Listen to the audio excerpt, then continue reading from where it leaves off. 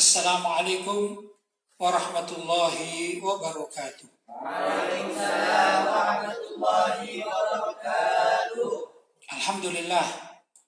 Wassalatu wassalamu ala rasulillah Sayyidina Muhammad ibn Abdillah wa ala alihi wa sahbihi wa man wala wa la hawla wa la quwata illa billah, amma ba'd.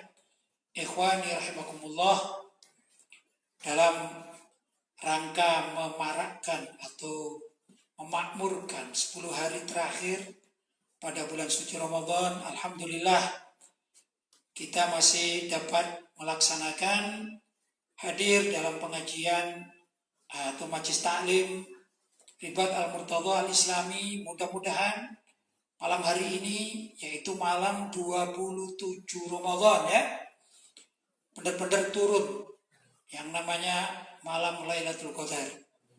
Kita bermohon mudah-mudahan benar-benar kita mendapatkan yang namanya malam Lailatul Qadar dengan berbagai macam kebaikan, termasuk kebaikan hadir dalam majlis taklim. Karena orang yang mendapatkan malam Lailatul Qadar berarti mendapatkan kebaikan sama dengan 1000 bulan. Kalau hitungan tahun 1000 bulan itu ya kurang lebih 83 tahun. Kan luar biasa ya. Jadi kalau setiap tahun kita mendapatkan malam Lailatul Qadar, ini luar biasa ya. Dapat 1 tahun saja misalnya, tahun sekarang saja misalnya, ya itu berarti sama halnya kita mendapatkan malam kebaikan selama 83 tahun. Padahal umur rata-rata ini umat Islam ya, atau bangsa Indonesia, kanan kiri 70 rata-rata ya, paling tua. Walaupun ada yang sangat tua sekali, ada ya, bahkan di atas 100 juga ada, tapi itu kan jarang ya. Yang rata-rata orang meninggal dunia antara 60-70 itu rata-rata. Nah ini 83 tahun hitungannya, jadi sangat luar biasa. Itu pun kalau hanya setahun itu mendapatkan malam Lailatul Qadar. Bagaimana kalau orang yang setiap tahun, karena dia aktif dalam sholat tarawehnya ya, jadi mulai buka puasa, doa-doa, kemudian sholat maghrib berjamaah, kemudian baca dzikir, ya dah, kemudian dilanjut sholat isya, dilanjut lagi sholat taraweh, ya dah, dilanjut sholat witir, kemudian amal ibadah yang lain, mungkin ada yang mengaji, ya dah. Kalau kita seperti sekarang ini hadir majlis taklim, ini luar biasa. Kalau setiap tahun seperti ini, berarti orang tersebut betul-betul mendapatkan malam Lailatul Qadar dalam tahun tersebut. Ini sama halnya 1 tahun dalam mendapatkan Lailatul Qadar, sama halnya kebaikan berapa? 83 tahun. Kalau 3 tahun dia mendapatkan malam Lailatul Qadar terus-menerus misalnya, maka sama halnya 38 tahun kali 3. Ya, kalau 10 tahun, ya luar biasa, demikian dan seterusnya. Itulah luar biasa malam Lailatul Qadar, dan itu ada pada 10 hari terakhir pada setiap bulan Ramadan. Untuk itu malam hari ini kita akan sedikit membaca terkait dengan fadilah atau keutamaan 10 hari terakhir di bulan suci Ramadan. Saya persilakan saudara Ilmi untuk membacanya. Bismillahirrahmanirrahim. Alhamdulillahirabbil alamin. Wassalatu wassalamu ala asyrafil anbiya'i wal mursalin Sayyidina wa maulana Muhammadin wa ala alihi wa sahbihi ajma'in, amma ba'd. 10 hari terakhir di bulan Ramadan, karya Kiai Haji Lutfi Basari. Sudah saatnya kita memasuki 10 hari terakhir di bulan suci Ramadan. 10 hari ini tiada lain adalah paling afdalnya hari pada bulan Ramadan. Bahkan atas kemuliaannya ini Allah bersumpah, walayalin ashr, yang artinya demi 10 hari terakhir di bulan Ramadan. Ya, ini surat Al-Fajr ya. Wal fajr walayalin ashr. Al-Fajr yaitu waktu fajar, waktu subuh itu ya. Walayalin ashr yaitu demi 10 hari terakhir pada bulan suci Ramadan ya.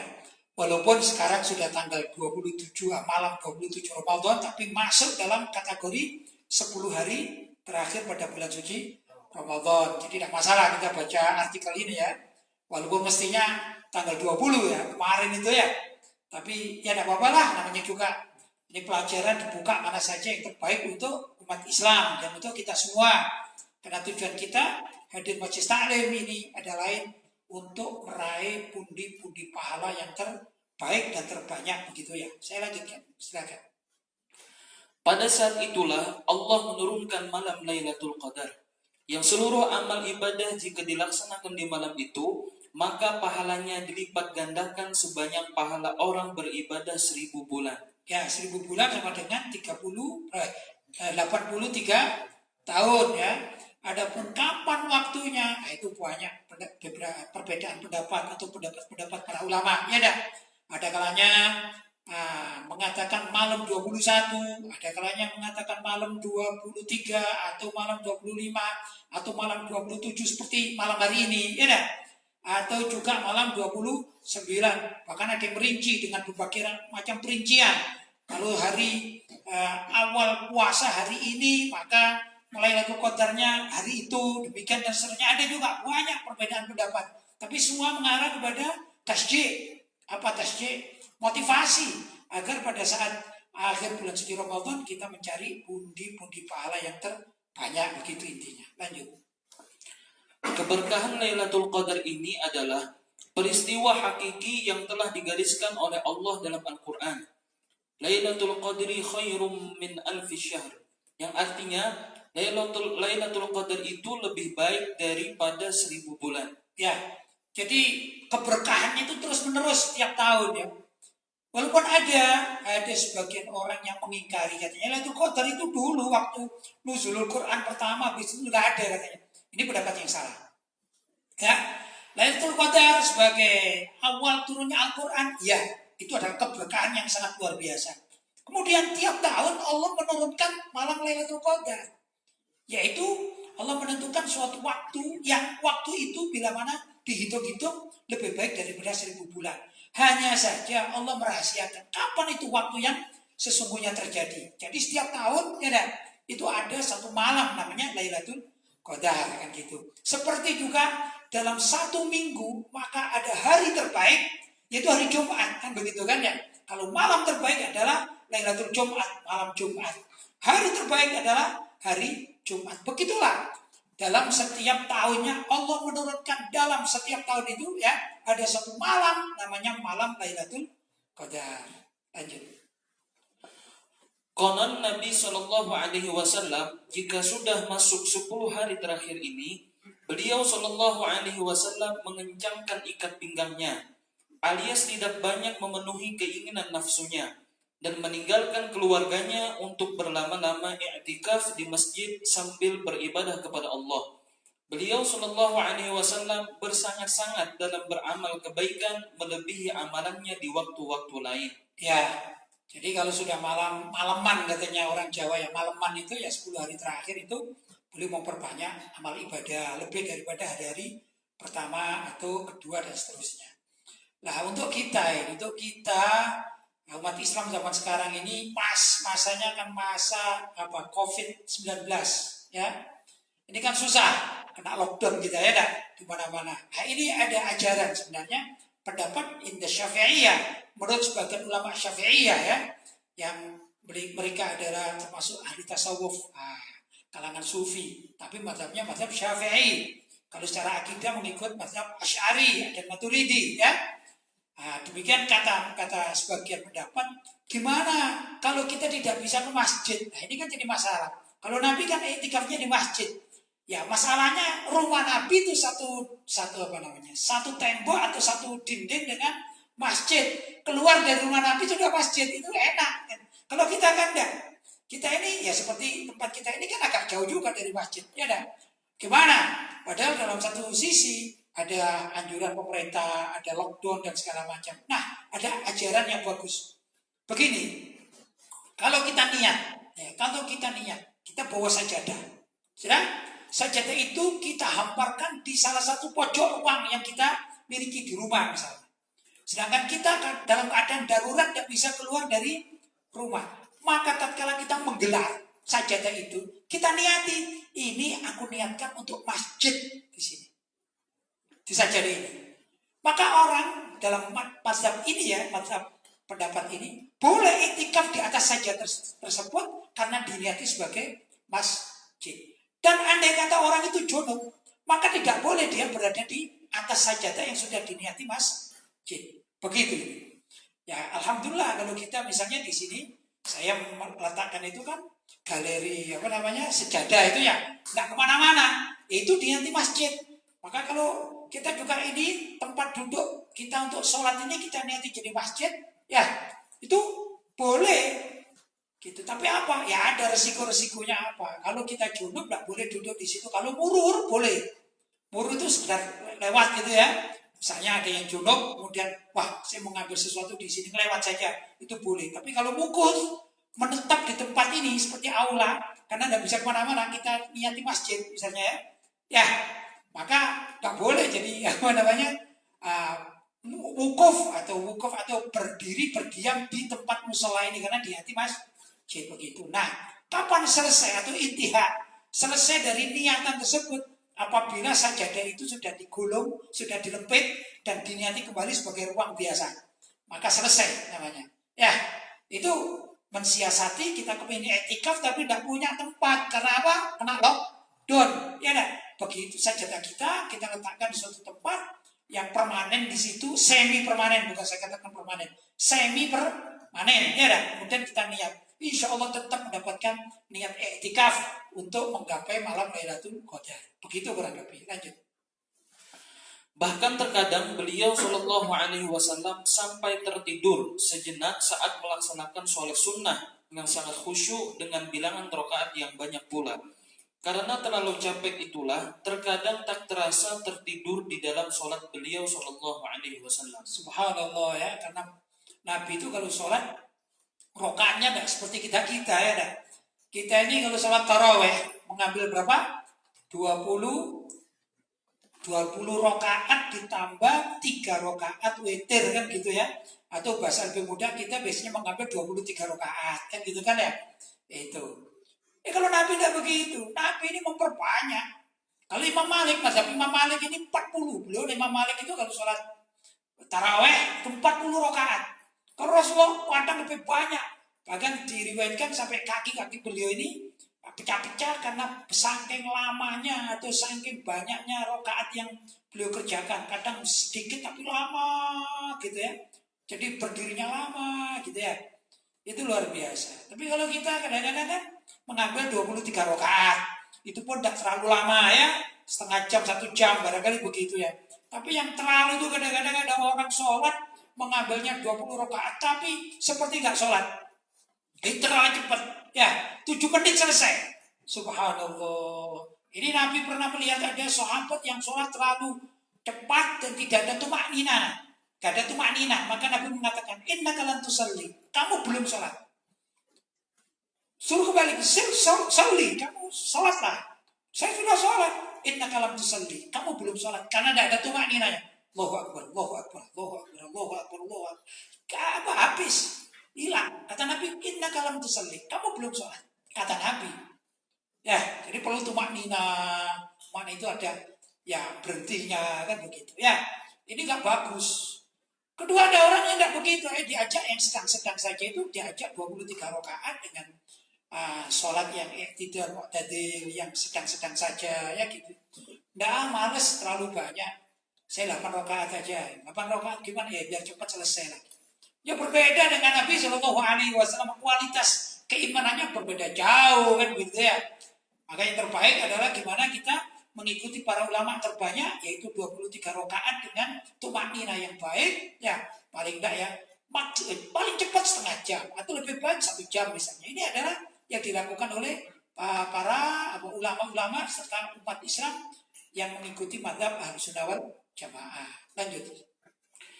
Hampir setiap awal malam di hari-hari terakhir Ramadan, Nabi Shallallahu Alaihi Wasallam selalu mandi sunnah, berwangi-wangian, serta menggunakan pakaian yang paling baik miliknya demi menyiapkan diri untuk bermunajat kepada Allah dan mendapatkan keberkahan Lailatul Qadar.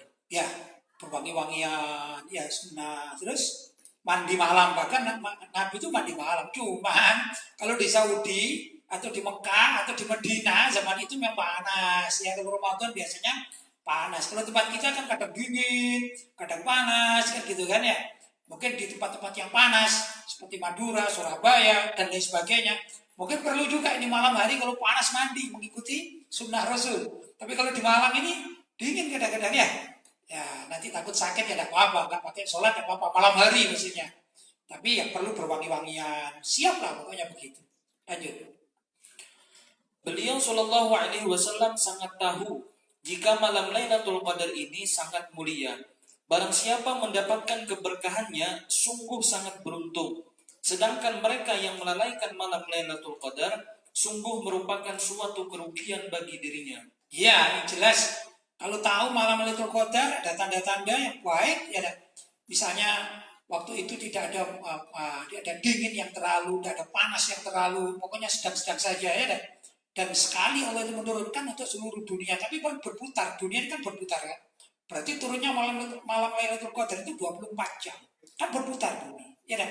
Itu mengikuti pendapat salah satunya Imam Ghazali yang mengatakan bahwasanya bumi itu kurawiyah. Bumi itu tidak datar tapi bulat. Nah, itu yang kita pegang gitu ya. Adapun yang datar saya juga repot mentakwilinya bagaimana malam Lailatul Qadar ya. Tapi kalau bumi itu diyakini bulat sebagaimana pendapat Imam Ghazali radhiyallahu ta'ala dan banyak ulama yang lain. Maka begini, ibarat ini ya, ini bumi kan berputar begini kan ya. Nah, ini saya katakan putihnya ini, ya. Putihnya kan terus ini sangat saya anggap ini putih ini terus bergulir begini. Nah, ada kan malam Lailatul Qadar kan menyeliputi.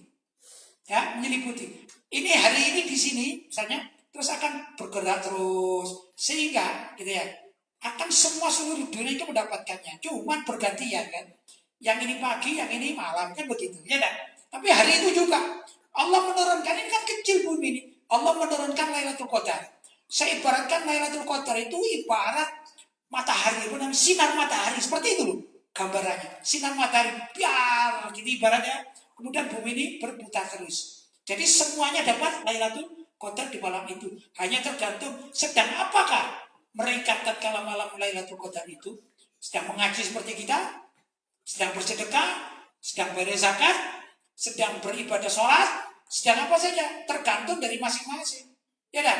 Kalau sedang tidur, ya sayang kan, 1000 bulan kali tidur kan itu ya. Sayang, ya. Habis maghrib, sholat, habis tidur. Nanti mengunduh isya, sholat, tidur lagi. Kemudian gak pakai terawih, tidur terus ya. Malam hari bangun, sahur tidur lagi, sampai subuh tidur lagi. Akhirnya malam hari itu kebetulan malam Lailatul Qadar dia tidur. Maka seakan-akan dia mendapatkan tidur 1000 bulan. Naudzubillah min dzalik, gak dapat apa-apa artinya. Begitu dan seterusnya. Sayang kan? Baik. Karena itu tidur boleh, bukan berarti tidak boleh, tapi kembangilah. Ya, hiasilah malam-malam seperti sekarang ini dengan mengaji, dengan apa saja, dengan zikir. Kalau tidak mengaji Quran atau baca apa-apa ya, sholawat, pokoknya yang baik-baik begitu. Sehingga dalam satu malam itu minimal ada waktu untuk beribadah kepada Allah. Kalau kita alhamdulillah, ya, di tempat ini, di majelis kita alhamdulillah ada apa pertama? Buka bersama, kan gitu kan? Kemudian habis buka bersama apa? Sholat jamaah maghrib bersama, kemudian zikir bersama, kan gitu kan ya, wirid, zikir bersama. Kemudian sholat isya berjamaah bersama, kan gitu kan, zikir bersama. Sholat tarawih bersama, sholat witir bersama, dilanjut majelis taklim bersama. Habis itu nanti jam 9, setengah 10 ada yang menulis, ada yang ini dan lain sebagainya, sampai tidur. Ya itu maklum, artinya secara manusiawi normal.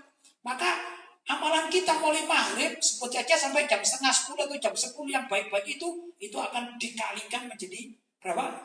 1000 bulan atau 83 tahun. Luar biasa ini. Kalau kita mengamalkan kebaikan sejak awal Ramadan seperti kita lakukan di sini ya, majelis taklim sejak awal Ramadan sampai nanti insya Allah malam takbiran, itu pasti dapat kita malam Lailatul Qadar. Begitu. Lanjut. Adapun sebab turunnya ayat Lailatul Qadar ini adalah konon ada seorang Yahudi yang beriman di zaman Nabi Musa alaihissalam. Dia telah mencurahkan hidupnya selama 1000 bulan dengan mengangkat senjata demi kepentingan dakwah Nabi Musa alaihissalam. Lanjut. Kemudian kaum muslimin di zaman Nabi Muhammad SAW merasa heran dengan pengorbanan si Yahudi ini dan merasa pesimis. Apa mungkin umat Islam dapat beristiqomah berjuang demi agama Islam selama 1000 bulan? Maka Allah Subhanahu wa taala mempermudah bagi umat Nabi Muhammad SAW, nabi yang sangat dicintainya itu, dengan menurunkan satu malam bagi umat Islam yang jika dipergunakan untuk beribadah maka pahalanya lebih baik daripada 1000 bulan. Lebih baik ya, bukan 1000 bulan ya. Jadi orang Yahudi ada yang apa? Beribadah selama 1000 bulan atau 83 tahun beribadah ya, atau apa namanya, berjuang untuk agamanya Nabi Musa selama 1000 bulan. Ini kita diberi satu malam lebih baik, bukan sama loh, lebih baik daripada 1000 bulan. Dan luar biasa. Karena apa? Karena Allah mencintai Nabi Muhammad SAW, yang terimbas baik adalah umat Nabi Muhammad mendapatkan berkah jadi 1000 bulan tersebut, yaitu malam Lailatul Qadar. Jelas? Masih ada? Sudah, alhamdulillah pembahasan tentang malam Lailatul Qadar dan 10 hari terakhir sudah selesai. Mudah-mudahan malam hari ini benar-benar kita mendapatkan malam 1000 bulan atau lebih baik daripada 1000 bulan, yaitu malam Lailatul Qadar. Allahumma amin. Untuk itu saya persilakan Ustaz Hadi, kalau ada pertanyaan sudah masuk. Baik, alhamdulillah Pak Kiai, pada malam hari ini sudah ada beberapa pertanyaan yang masuk pada kami. Baik. Pertama, pertanyaan dari hamba Allah. Pak Kiai, bagaimana caranya bisa menghadirkan hati saat ibadah, terutama saat sholat? Dosa ini banyak sekali. Kemudian ciri-ciri orang yang diridhai Allah apa saja? Baik, pertama begini ya. Kalau ciri-ciri orang yang diridhai Allah adalah orang tersebut selalu beramal baik. Nah itu ciri-cirinya. Orang itu dituntun oleh Allah SWT, namanya dapat petunjuk atau dapat hidayah menjadi amaliannya selalu baik. Ya namanya orang pasti ada maksiat, itu ada. Tapi kalau dihitung-hitung misalnya maksiatnya 15%, kebaikannya berapa? 85%. Nah itu kan bisa dihitung-hitung ya. Nah, setiap orang kan punya kriteria sendiri ya dalam kehidupan. Oh saya hari ini begini. Kalau dihitung, oh alhamdulillah saya masih, kebaikan saya lebih banyak daripada kejelekan saya. Begitu perlu memang ya. Dikatakan hasibu anfusakum qabla an tuhasabu. Hitunglah perilaku kalian sebelum besok dihitung oleh malaikat. Begitu ya. Jadi kalau kita malam hari ini ada kurang baiknya, pagi hari kurang baik, maka atas siang hari hendaklah berbuat baik, dan kurang lebih kebaikan itu harus kita perbanyak agar lebih berat timbangannya daripada keburukan yang hari itu kita perbuat. Begitu dan seterusnya ya dah. Nah, kemudian bagaimana cara menghadirkan hati saat ibadah, terutama saat sholat? Kita harus latihan. Latihan itu bagaimana? Ya latihan dilatih. Pertama begini, misalnya sholat, pertama kita sholat misalnya ini saya gambarkan ya. Allahu Akbar, Allahu Akbar. Kita masih ingat Allah. Ya, kita masih ingat Allah. Sudah, Allahu Akbar. Tatkala membaca Fatihah, Bismillahirrahmanirrahim, misalnya Alhamdulillahirabbil alamin sampai waladdallin, amin. Masih ingat Allah, misalnya masih ingat. Maka begitu mau baca surat Bismillahirrahmanirrahim, ada suara hujan. Misalnya ini. Kita ingat macam-macam ini ya. Kita ingat, waduh sandal kita tadi itu kita taruh di luar. Ini sandal saya basah ini. Ya dah. Belum lagi, waduh saya tadi jemur ini pakaian. Akhirnya pikiran kemana-mana. Padahal bacanya ini andai kata dijaharkan itu Bismillahirrahmanirrahim. Apa ya? Wal 'asr innal insana lafi khusr misalnya. Tapi pikiran ini sandal apa gitu ya. Kan mungkin terjadi kan? Caranya begitu ingat, ya Allah, aku ini dalam sholat. Harus begitu dikembalikan. Ya Allah, ibarat orang bisa bicara dalam sholat, ibarat orang bisa bicara mengatakan, astagfirullah, kok aku jadi ingat sandal? Sekarang aku sedang beribadah pada Allah. Begitu. Dikembalikan lagi. Nanti gelambiar lagi, kata orang Jawa, gelambiar. Sudah, barokat, sudah takbir ya. Allahu Akbar, dan sujud. Ini dong. Sampai Allah liman hamidah. Begitu melihat sini, mendung sekali. Waduh, kemarin aku juga ini, aku punya celengan kayaknya belum aku simpen ini gitu ya. ini dan segala macam begitu ya, maka dia harus mengembalikan, ya Allah aku ini sekarang sholat begitu, minimal harus dikembalikan pada dirinya sholat begitu, aku sedang sholat menghadap Allah begitu, harus terus itu terlatih. Kalau sudah terlatih maka mudah, apa-apa terlatih itu mudah begitu ya. Dan setiap orang, artinya begini, setiap orang pasti mengalami yang namanya pikiran kemana-mana, itu pasti setiap orang ya, setiap orang. Nah, karena itu ada tata cara, yaitu belajar apa tadi, belajar khusyuk misalnya. Ini dengan hati, pertama niat ibadah dengan baik, ikhlas, kemudian tadi itu ya, berusaha atau belajar konsentrasi, ini yang penting. Jangan biasakan otak ini belayar kemana-mana, dia lari kemana-mana. Konsentrasi dalam masalah satu, konsentrasi. Insya Allah salatnya bisa khusyuk. Tapi kalau misalnya orang itu sudah sholat, misalnya dalam satu sholat, sebut sholat subuh aja yang paling ringan ya, paling pendek rokaatnya ya, cuma 2 rokaat. Misalnya ini sholat subuh mulai Allahu Akbar, ya, sudah ya. Ini sampai Assalamualaikum warahmatullahi wabarakatuh. Begitu ya. Ini saya katakan 80% dia ini lupa. Dia ingat kemana-mana sudah. Seluruh dunia ingat dia. Ya dah. Bahkan sampai kehilangan kancing baju yang 30 tahun yang mampu sampai ingat kalau sholat ini ya. Biasanya begitu diingat kemana-mana. Kemudian 10%. Dari 10% terakhirnya misalnya. Dia berusaha untuk ingat. Ya Allah aku ini dalam sholat, ya Allah aku ini menghadap kepadamu, ya Allah hilangkan itu pikirannya macam-macam. Dia ingat, kemudian dia melakukan dengan sisa 10% dari 80% yang lupa kepada Allah. Maka orang tersebut masih dicatat termasuk khusyuk, walaupun kurang artinya. Tapi karena ada ingatnya, itu tidak apa-apa. Dibanding orang dari Allahu Akbar sampai Assalamualaikum, tidak ingat Allah sama sekali. Ingatnya macam-macam dan lain sebagainya. Ini tidak bagus. Ya, jadi haruslah seseorang itu ingat, ada yang diingat dalam satu masalah sholat. Ini harus yang diingat Allah SWT. Itu adalah latihan. Kalau sudah terbiasa, insya Allah akan mudah. Begitu. Lanjut. Pertanyaan berikutnya dari Allah dari Tangerang. Assalamualaikum warahmatullahi wabarakatuh. Waalaikumsalam warahmatullahi wabarakatuh. Semoga hajat-hajat kiai senantiasa diijabah oleh Allah Subhanahu wa taala. Amin. Afwan mau bertanya, apakah boleh menambah kata sayyidina di dalam kalimat syahadat, baik di dalam sholat maupun di luar sholat seperti adzan? Syukran. Ya, kalau azan jangan, ya, karena sudah masyhur, kalimat azan sudah masyhur. Tapi kalau dalam sholat boleh menurut ulama Ahlus Sunnah wal Jamaah, tidak boleh menurut tokoh-tokoh Wahabi, tidak boleh. Tapi kalau menurut ulama Ahlus Sunnah wal Jamaah itu boleh. Misalnya dalam sholat at-tahiyatul mubarakatus salawatut thayyibatu lillah, terus assalamualaikum ayuhan nabi wa rahmatullahi wa barakatuh, assalamu alayna wa ala ibadillah salihin, asyhadu an la ilaha illallah wa asyhadu anna sayyidana Muhammadan Rasulullah. Misalnya begitu, itu boleh menurut ulama Ahlus Sunnah wal Jamaah. Ya deh. Cuman gitu loh. Kalau seperti adzan ya jangan ditambahi. Walaupun boleh, ada beberapa di Turki juga ada dan boleh, cuman sebaiknya itu tidak. Ya, dalam sholat sudah ada tuntunan doa-doa yang dirangkai oleh para ulama itu, ya ada, itu yang dipakai. Tapi kalau di kalangan Wahabi itu sampai diharamkan, bahkan di luar sholat pun diharamkan, ya ada. Nah, ini kita nggak usah ngikuti mereka, itu loh. Kita alhamdulillah punya tokoh-tokoh Ahlus Sunnah wal Jamaah yang mengatakan boleh menambah sayyidina, tapi sebaiknya seperti dalam azan nggak usah ditambah, kan gitu kan? Dalam sholat nggak usah ditambah yang asyhadu an la ilaha illallah wa asyhadu anna Muhammadan Rasulullah, ya dah.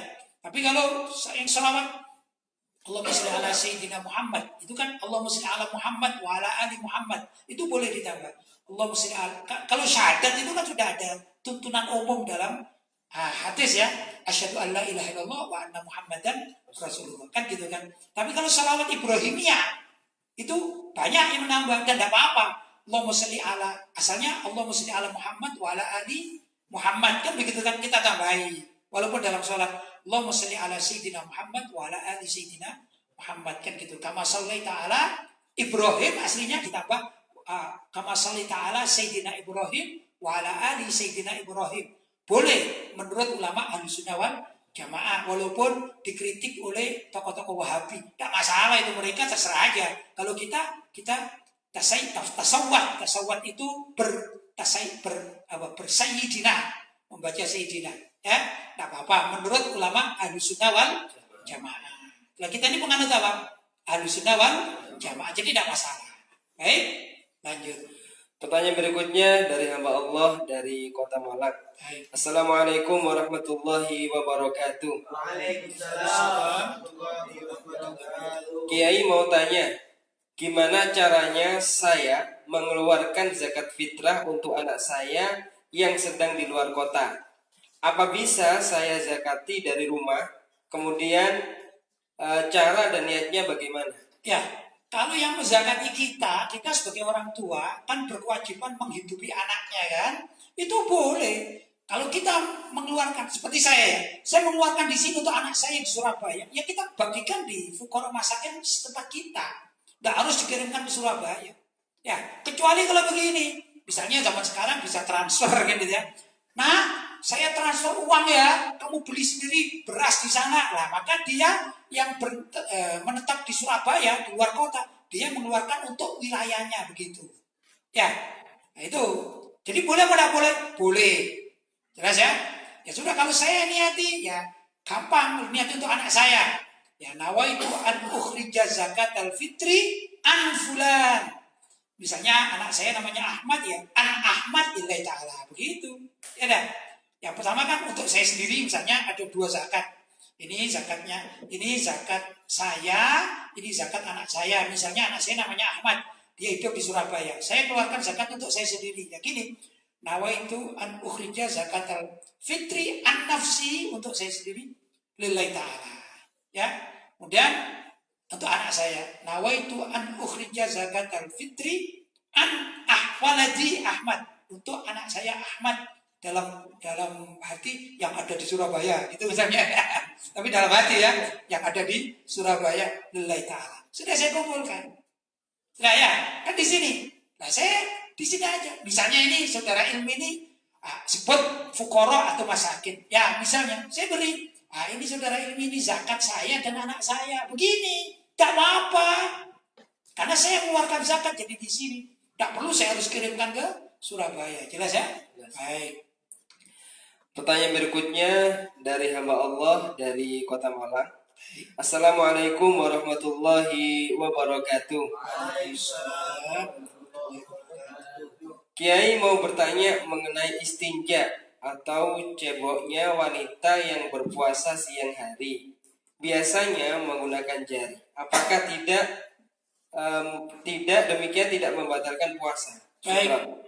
Jadi begini, kalau para wanita yang istinja itu jangan sampai memasukkan jarinya ke dalam. Kalau di luar yang masih andai kata terlihat itu kelihatan dohir, ya. Mohon maaf sekali, mohon maaf. Seperti misalnya mulut saya ini ya. Nah, mulut saya ini kan ada yang kelihatan dari luar, ya. Gini, nah ini yang wajib dibasuh. Ya. Bukan yang cetaknya sih. Cetak itu langit-langit. Ini kan dalam namanya. Jangan, ya begitu. Jadi andai kata membasuh, kita mensucikan. Misalnya saya minum, kena najis, bibir saya kena najis misalnya. Caranya membasuh itu bibir yang luar, yang keluar dilihat dari orang luar itu yang dibersihkan. Ya, begini. Bukan yang di dalamnya, misalnya sampai ke gigi saya. Jangan, ya bisa membatalkan puasa. Begitu. Karena yang wajib disucikan itu yang memang yang luar. Jadi misalnya kan begitu kan ya, yang dibersihkan. Kita saja gitu, kalau membersihkan mulut kita, kan tidak perlu yang sampai kita bersihkan yang dua alam sini. Kan tidak perlu kan. Begitu juga dengan orang wanita yang istinja. Nah, saya yang dohir saja, ya dengan air. Kalau sekarang ini ada air shower itu bagus. Ya, itu air shower bagus, jadi enak gitu. Seperti ini pakai air shower jadi bisa bersih gitu. Ya pokoknya kalau menurut para ulama ahli fikih yang wajib dibasuh atau diusap dengan jarinya itu bagian luar. Begitu ya. Baik. Pertanyaan berikutnya dari hamba Allah. Kiai izin bertanya. Baik. salahkah apabila anak membantah orang tua jika orang tua itu salah, orang tua yang keras namun kerasnya keras yang salah? Sebagai anak, saya harus bagaimana menyikapi orang tua yang seperti itu? Sekali berbicara, orang tua selalu tidak mengenakan untuk didengar. Contoh, berbicara asal bicara dan gak mikir perasaan anak atau orang lain. Terima kasih. Baik, saya lanjutkan tadi sedikit orang perempuan yang cebok gitu ya. Ada pendapat para ulama, mohon maaf nih, sekira orang itu jongkok, wanita itu jongkok. Nah, yang dia bisa bersihkan dari luar itu yang dibersihkan. Tatkala jongkok dia, ya, tatkala jongkok itu tambahan saya. Baik, dan sekarang masalah orang tua yang keras, orang tua yang apa tadi? Ya, bisa dikatakan kejam lah gitu ya kepada anaknya. Ya. Begini, apapun dalam kutip dosa orang tua, apapun dosa orang tua kita, maka kita tidak boleh berbuat kasar pada mereka. Andai kata kita sudah tidak kuat, maka ada cara. Kita tetap wajib berbuat baik, ihtiram, menghormati atau menampakkan rasa cinta kita, walaupun berat bagi kita.